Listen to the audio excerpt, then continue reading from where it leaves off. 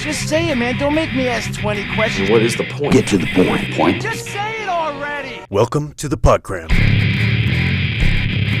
Got kind of a long one for you today. It's Shane Parrish interviewing Kunal Shaw on the KnowledgeProject number 141.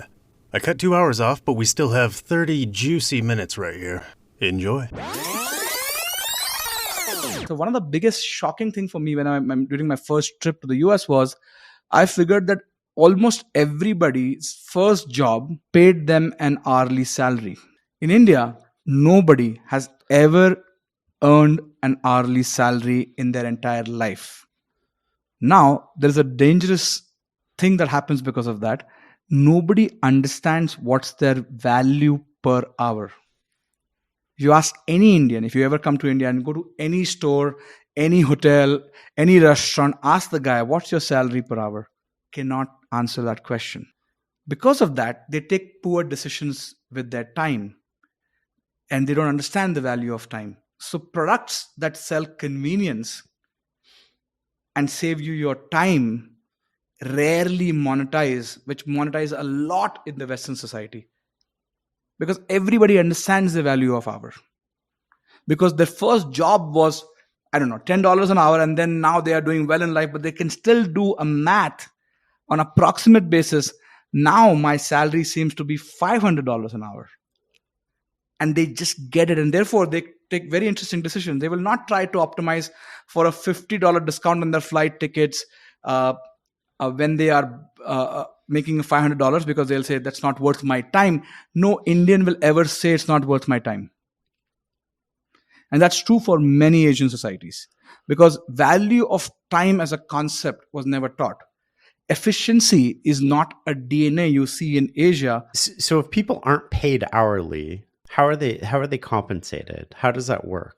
So we have a concept of monthly salary. We are not even paid weekly. So we are paid every month. And everybody thinks in month. Right. It's a flawed concept because they never think about being efficient in life. Unless you know your salary on hourly basis, you will never really know what the value of time is. And I've seen this all the time in people around me. People who are multimillionaires will work so hard to save $50. It's not even funny. That's like my parents. They'll drive 45 minutes to save 2 cents a liter on gasoline. It is impossible to imagine scaling in life without standardizing. And standardizing is the enemy of soulfulness. Do you think standardization is also sort of the opposite of value creation in some ways from a consumer point of view? I would disagree with that because once you have figured out what is called as PMF, you need to scale it by standardizing it to a great extent, right? And that happens all the time. However, standardized things are easier to disrupt than non-standardized things. Right. Just a way a standardized religion is easier to disrupt than a non-standardized religion, right? One is hard to scale, one is hard to destroy. I like that continuum. Go deeper on that. The hard to scale versus hard to destroy. So if you think about hard to scale businesses, let's say this great restaurant, you can't make a chain out of it. It's just impossible, right? Because the guy can't teach all the skills to build 5 chefs, 10 chefs, right? But they're also hard to destroy because if it really works, there are so many restaurants that works for hundreds of years because they have just perfected that. But they can't build branches. They can't do. But there is the McDonald's which has managed to scale the version, right? Which is very easy to attack and say, hey, it's unhealthy. And guys, we need to move away from this and break that whole concept or the sugary drinks which have scaled so much. And we can all agree and say that, hey, it may not be healthy for you and we need to move away from that. But something that is built inefficiently is harder to destroy because what do you destroy? And how do you destroy? There is nothing to attack. There is no areas of attack that you can really say that, okay, these are the 3 points on which we can attack. You can't. So it's slower to take hold and then it's harder to get rid of. People pay or people give you time or money where their core motivations are mostly met or there is a hope for their motivations to be met. Let's take this example of, like, just imagine this. Let's say all of us are on some level of social status in life. Let's say, Shane, you are at level 90, I'm at level 60, somebody is at level 200, and so on and so forth. And let's believe this is true. Now, products and services are also at some levels in life. For example, I would say Louis Vuitton is at level 160, HBS education is at level 200. And let's imagine these things. And let's say fueling your car is at level 30, and so on and so forth. By design, gross margins exist when you allow human beings to jump their social status.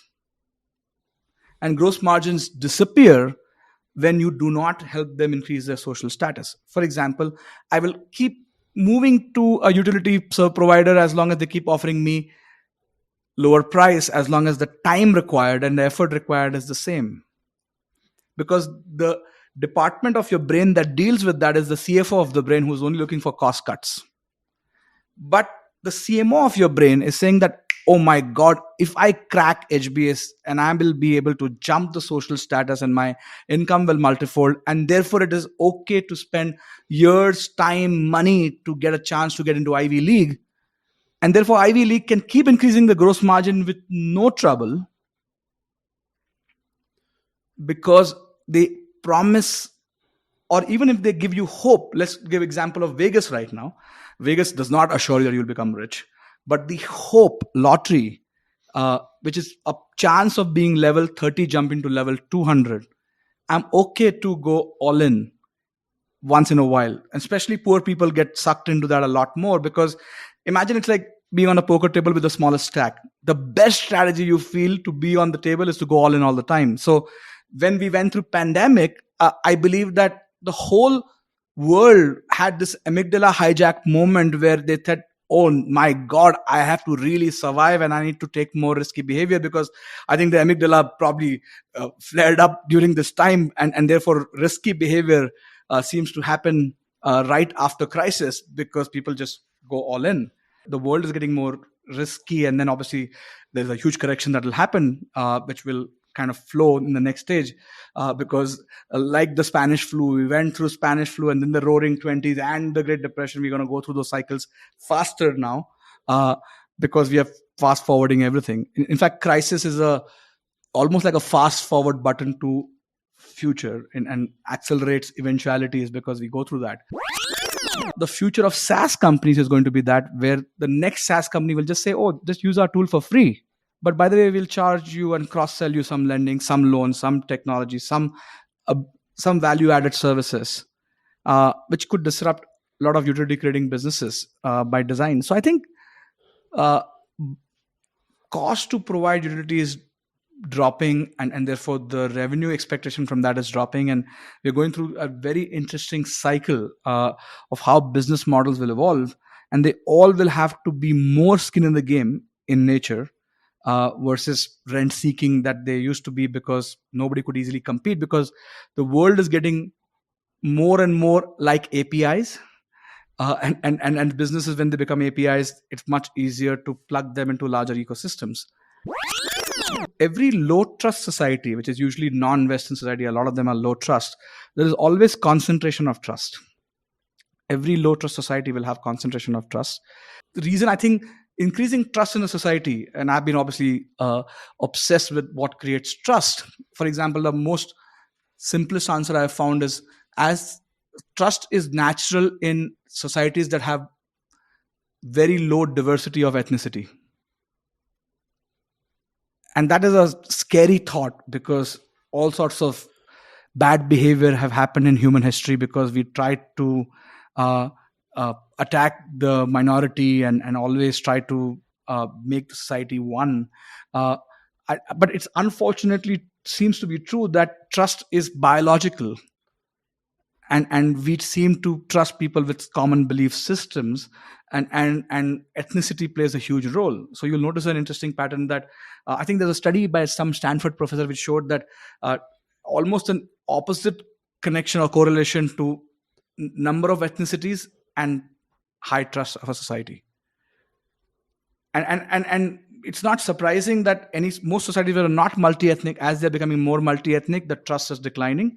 And you see emergence of authoritarian leaders to be much more frequent, because all low trust societies always want somebody who with strong backbone to create peace.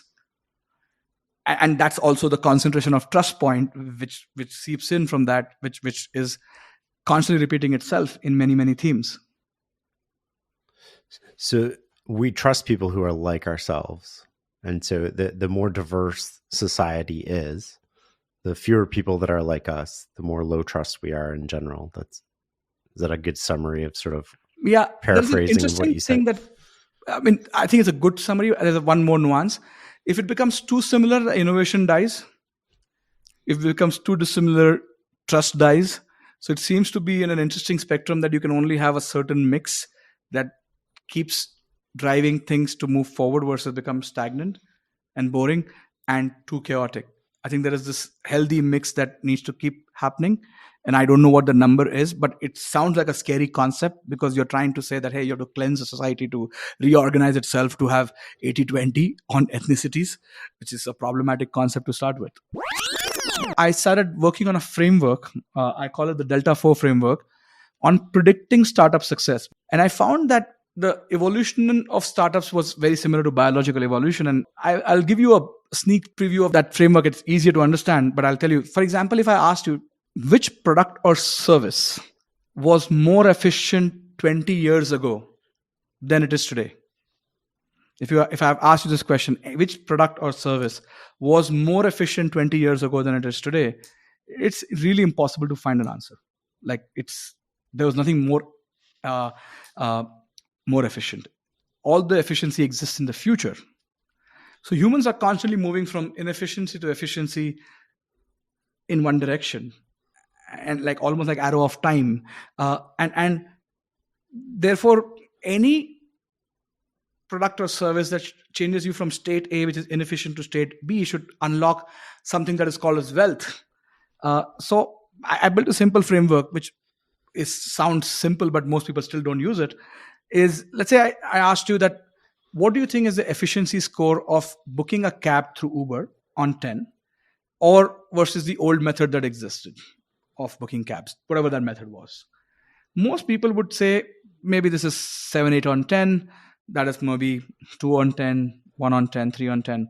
So the framework was very simple, that every time the delta of efficiency score is greater than or equal to 4, 3 things happen.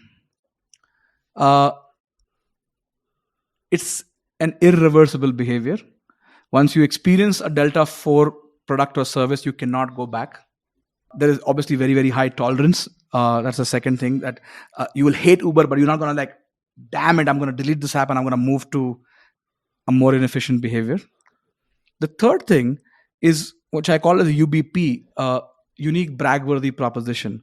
Humans, when they discover something delta 4, they can't stop bragging about it everywhere.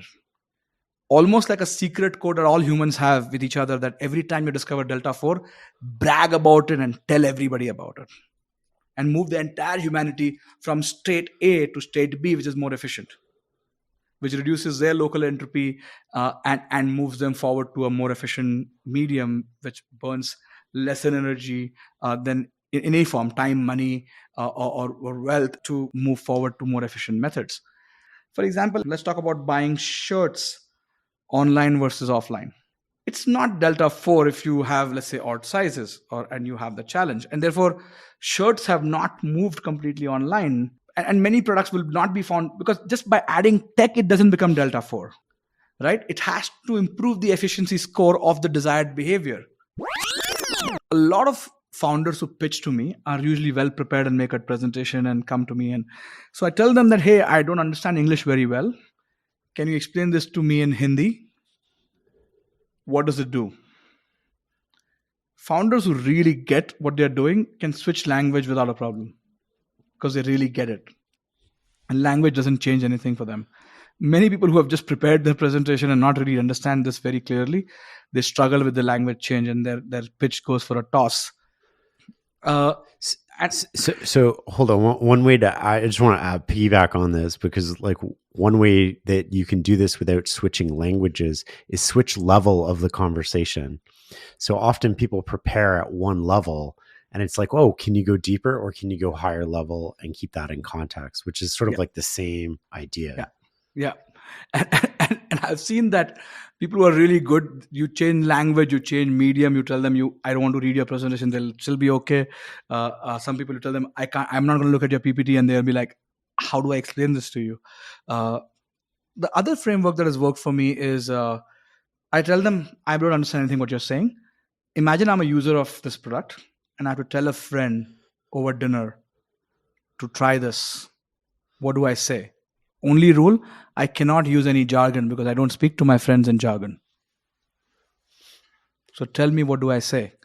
And I tell them to take 10 minutes break before telling me the answer. I would say 90% of founders fail at this because they can't really distill it to that simple, transmissible message from a friend to friend. If you cannot distill your idea to a transmissible conversation at dinner, it's not going to spread. And things that don't spread will have a huge CAC because nobody really understands what the hell are you doing. You'll rarely meet successful people who are not insightful. I believe that insight is the smallest unit of truth that is actionable. And therefore, people who operate in the currency of insights tend to be generally more successful, at least in business. Can you go deeper on that? The smallest unit of insight that's actionable. A smaller unit of truth that is actionable. Truth that's actionable. Yeah, go deeper on that for a second. So, if you go to ancient Hindu mythology and you study the Sanskrit scripts, and Sanskrit was a very condensed language, right? Because it was invented before paper was invented. So knowledge was transmitted from human to human through memory. So they had to distill the wisdom in the smallest unit possible that could be memorized and transmitted from human to human. And the earliest scriptures were also tight. Like you'll read a Sanskrit yoga line, and like in one line they'll condense like really a lot of wisdom in it. So I think the concept of boiling something to the core units of it, then you cannot divide it further, becomes a powerful unit that is also the building blocks, or what we call as first principles, that can help build businesses. You mentioned some of the core human motivations that transcend culture. Core human game is to constantly improve our social status so that we improve our mating success or our success of our progeny in some ways, right? So we are trying to get into a game where biologically we can create more and more healthy and smarter. And like, for example, the easiest way to answer this question is that if we could really create designer babies, would people spend most of their income on that or not? And let's not go into the ethical debate of is designer babies a good thing or not. If it was possible that you can tweak their IQ, their looks, their health, their chances of terminal diseases to be lower and all of that. Or let me put it this way. Let's say I could really invent a pill that can make you younger or healthier. Wouldn't you give me 50% of your net worth? And I think that's where the core motivations are. Like, what would you give half of your net worth for? Those are the core human motivations. And they don't change from society to society. They remain the same. They manifest differently. Insights are usually from random dots getting connected, right? So, for example, I can't tell you how similar education and gambling businesses are at the crux of it. And why people do what they do, and why the gross margins seem to be high, and why luxury goods businesses is similar to education businesses, because at the crux of it, the principles are remaining the same. And only when you ask and go deeper into some of these things, they connect. Things connect when you go really deep or you go really wide. One of the things that I do a lot is constantly look for origin stories of why certain things exist. For example, I was curious about shampoo as a product. I'm like, who the hell came up with this name? And then I found that the origin story of shampoo is an Indian trader who went to Europe to sell a shikakai, which is a different product in India, and sold it as a champi. Champi is like head massage, which creates foam, and that was called shampoo by European guys, and it became the product. And no Indian who uses shampoo knows that the word shampoo comes from champi, which we use as a word for head massage. And then I see these things, and I'm like, when you go to origin stories of many things, there are so many first principles that connect. And then you say, oh, Indian traders used to make these kind of trips and all of that. Okay, who are the other rich people of India? And I found this guy called David Sasson, who was an Afghan trader who made it big in Bombay. And I'm like, how did he make it big? Then I found out that he was the largest opium trader for the region, and British made the entire rail network to support his opium business, which grew opium across the world, India, and shipped it through Bombay to guess where? China. And David Sasson had a huge role to play in the opium war that happened, where British attacked China because they stopped David's supply to go to China because of banning opium. And Hong Kong was born out of the settlement of opium war. And many of the banks that we know today from Hong Kong are actually the banks made by the opium traders. And I'm like blown away by all of these things, because nobody has any interest in going to the history and origin stories. We just accept things to be that way. But when you go to the first principle origin stories, building blocks, things connect, and they just you see patterns again and again repeating. For example, I put a conjecture out during COVID that maybe the new variants are lighter in weight, therefore they can spread faster, but they're less fatal, because viruses seem to have a correlation of weight with how potent they can be. Like, for example, HIV is a much heavier virus than common cold, and therefore it spreads through blood transfusion or sexual transmission, but it is a lot more potent versus common cold, which can spread through air. And I just put that conjecture out there, and people just bashed me saying that you are making a medical statement, whatever. But I realized that actually this is damn good. This applies to startups that spread faster, are usually have a very light Trojan that spreads versus a very heavy thing. And therefore, if you really want to be a high distribution startup, you have to build which is very light, it spreads like a virus. And therefore, the word viral is born from virus, which talks about how a light content, and therefore TikTok becoming what it is because it's the lightest possible virus that you can create that spreads like a wildfire. The fastest way to make somebody feel okay about what they're ashamed of is to make them feel proud about it.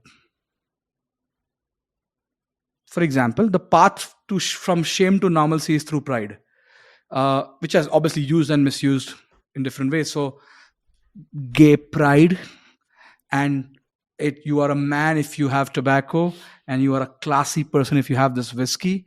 So every vice becomes normal, or every shameful behavior becomes normal when you convert this into pride.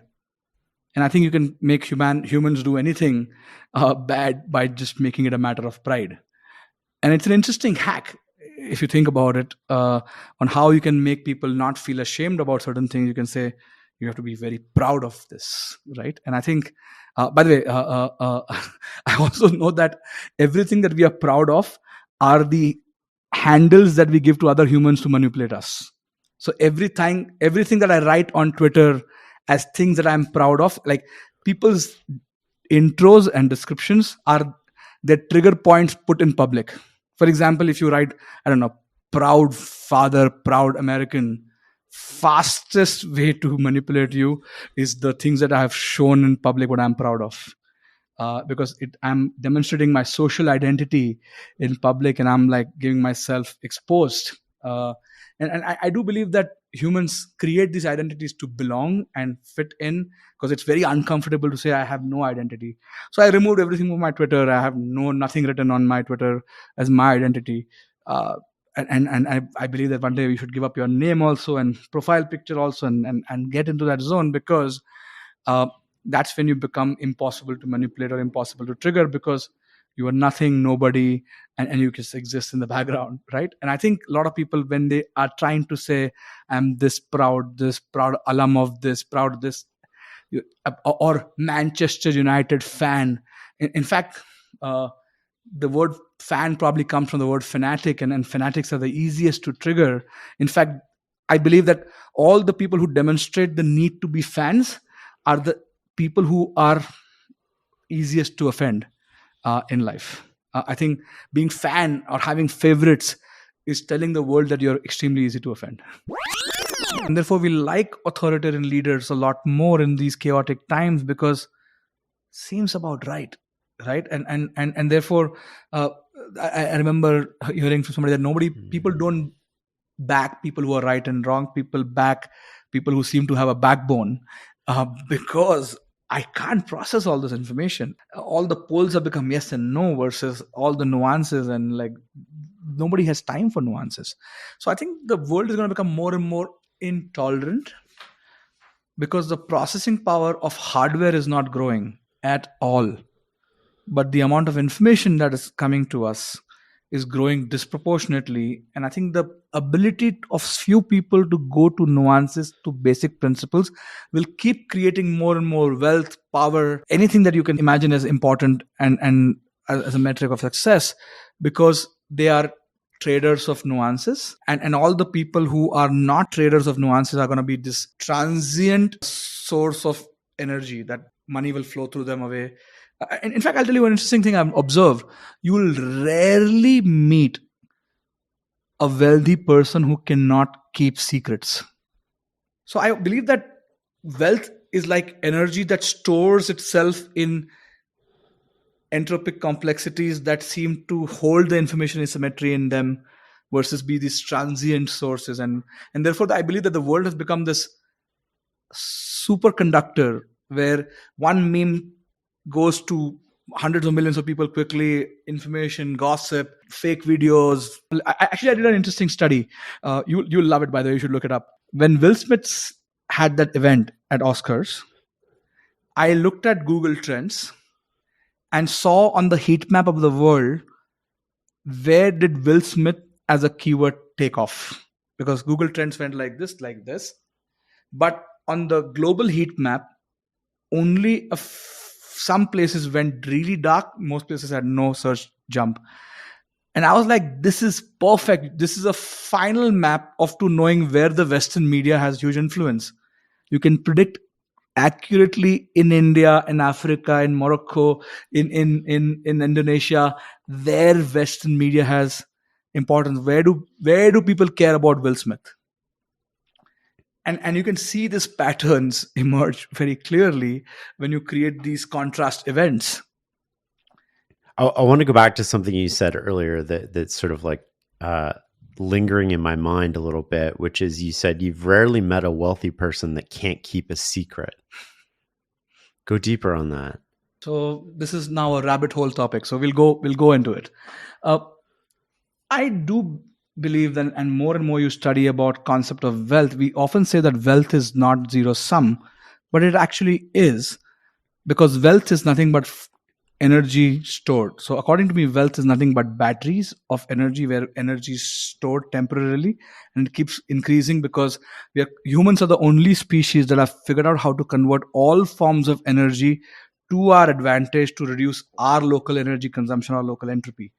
So we are the only species that have figured out nuclear energy, solar energy, kinetic, every form of energy we convert to our advantage. And therefore our wealth keeps growing. And if you look at, since industrial revolution and invention of electricity, the wealth and GDP of the human population went up like this.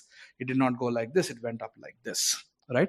And if Elon really cracks a way to get solar to come to our cell, the world's wealth will go disproportionately as well, because guess what? We figured out free energy, unlimited energy, right?